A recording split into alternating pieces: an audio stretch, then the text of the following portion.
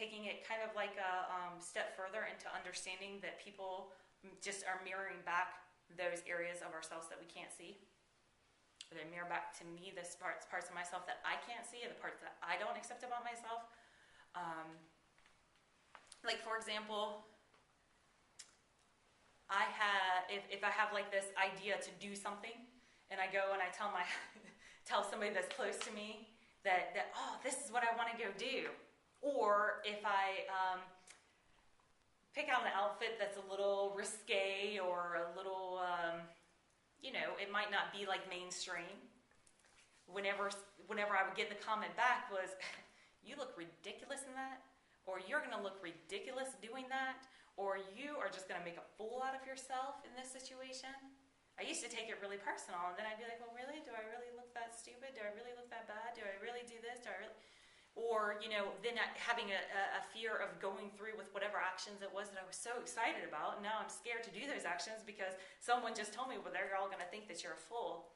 I realized that I was getting projected to me how that person would feel about themselves if they were in this situation. So it wasn't a matter of, I don't believe in Chrissy and I think she's going to fail.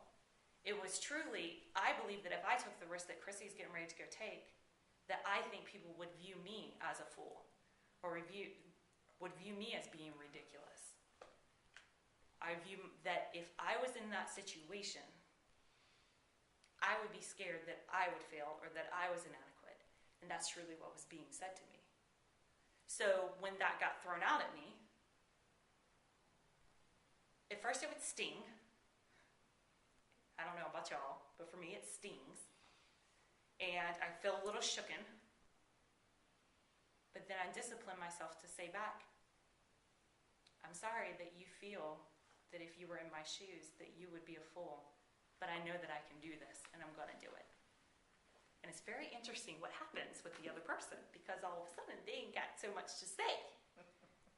Because they're kind of processing it. And you can see that look like, you're right, yeah, I would totally think that I would be a fool if I dressed like that, or if I acted like that, or I behaved like that. So I realized that a lot of what people were throwing on me, again, it had nothing to do with me. And it had everything to do with what they thought was possible for themselves. If you share a dream with somebody and they say, that ain't ever going to happen, you ain't ever going to do that, what they're really saying is, I don't believe that I could do it. I don't believe that I can make it happen. So if you got a new business venture that you're really excited about, and you go running up to your loved ones and say, look at this awesome thing, I'm going to make so much money, it's just going to blow up, and they just look at you and say, that ain't ever going to happen. I don't know anybody that's ever made it happen. It ain't going to happen. You ain't going to do it. You're fooling yourself. They've brainwashed you. I'd get far away from that. What they're truly, truly saying is, I don't believe that I could do it if I were you. And if we confuse that projection that they're making as a truth about ourselves, we're going to live a pretty miserable life. So I started stopping in the moment. And again, when I first started doing this, it's kind of like repeating affirmations. I don't know if you guys have ever repeated affirmations, but affirmations where you make a positive statement about something that you want to happen in your life. And some of my affirmations, whenever I'd start saying them, I'd just be like, God, I feel like I'm lying to myself because it seems so unreal. This is the same thing that I had to go through whenever I was switching my reactions to people or choosing my responses instead of just reacting to people. I kind of felt like it was a lie. But the more that I did it, and the more that I said it, and the more that I repeated it, the more I started to believe it. And again, the more it started becoming my second nature. And so now I'm pretty keenly aware when somebody does this stuff, because it sends out such a funky vibration that I'm not used to having in my life anymore, that it's just like, warning, warning, warning, we got funkiness coming in. Time to make a different choice. So that you can, switch your frequency so you don't have to receive this. And it's allowed me to have a lot more freedom, a lot more peace of mind, a lot more happiness, a lot more fulfillment. And it's allowed me to live my life a lot more truthful, because I'm not taking on everybody else's stuff and everybody else's stories, and I'm not trying to bend and shape and mold myself to be everything to everyone. The only way that I can be everything to everyone is if I'm always me all the time. because that's the only way I'm going to really tap into my potential. It's the only way that I'm going to unleash and uncover and unravel all those beautiful gifts that were given to me in order for me to survive on this earth. That's the truth. It's the truth that I believe. And again, like I always say, if I'm wrong, oh well. You be right, I'll be happy. You be right, I'll be fulfilled. You be right, and I will have peace of mind and joy and bliss. Because I look like this, and you look like this, and I have lots of dreams and aspirations, and I really believe that they're possible, and you don't think that anything's possible. Keep being miserable. Keep on suffering. That's your choice. I'm not responsible for your emotions. I'm only responsible for mine. I'm taking full responsibility for mine, and I don't have any room to take responsibility for yours. And you live your life, I'll live my life. And where those overlap, we'll figure them out.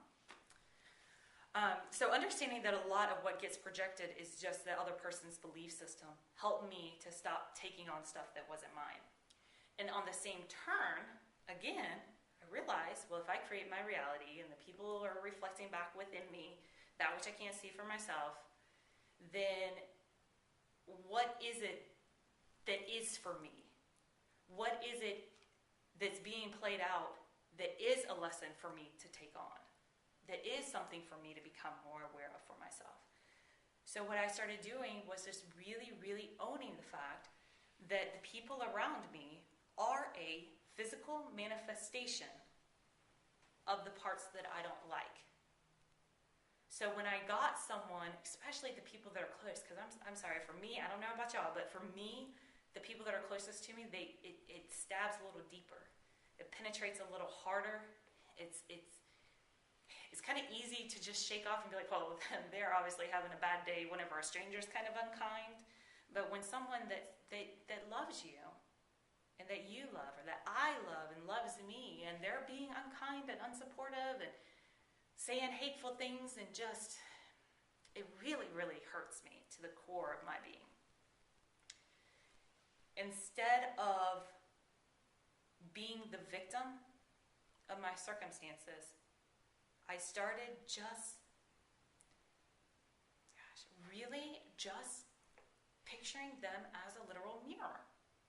So if I had someone close to me looking at me like this and pointing their finger and getting all angry, I would just picture that person as a mirror. As if I'm looking in a mirror, you know how like they show on TV, like the person looking into the mirror and then the person in the mirror starts talking back or doing something different. That's what I picture. I picture like it's literally a physical manifestation of those parts that are within me.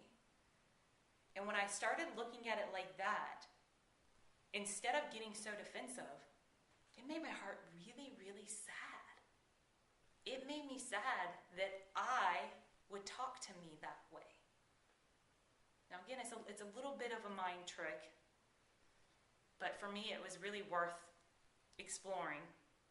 When I would just picture myself, when I started viewing somebody talking at me negatively or a way that I thought that I wasn't deserving to be spoken to, when I stopped viewing it as it coming out of my husband or coming out of a loved one or a friend or whoever, when I stopped viewing it as actually coming out of that person and I started looking at it like a reflection, like a physical manifestation of the parts that I didn't love about myself, the parts that I was angry and inadequate or just unwilling to accept, embrace, or unconsciously just not aware of within myself. When I started looking at that ugliness coming from somebody else as the ugliness that's within me being shown to me, I started to view that person as if it was me talking to me instead of somebody else talking to me. I would just pretend in the moment that they were a physical manifestation of the areas within myself. And when I would picture myself yelling and screaming and being nasty and saying unkind things to myself, everything shifted. It stopped being, I better defend myself, to, that really makes me sad that I would speak to myself that way, that I would talk to me that way. And I know this might sound a little crazy, even like me saying it, how I even came up with it. To me, it was a little out there, but when I started viewing it as there's no difference between another person and myself, and they were just a mirror reflection of me, then I could treat that other person how I would want to be treated instead of feeling I got to do back to them what they were doing to me. So I would literally stop in a moment of rage from another person, have this whole thought process inside my head, because you're going to be thinking thoughts anyway. I was thinking thoughts anyway. Might as well make those thoughts something that benefit me. And instead of processing, okay, what am I going to say to attack back, instead, by looking at them and seeing it as I was talking to myself, I would find that compassion inside myself. Because I want to love every last bit of myself, because I only want reflected back in this world and from other people that same love.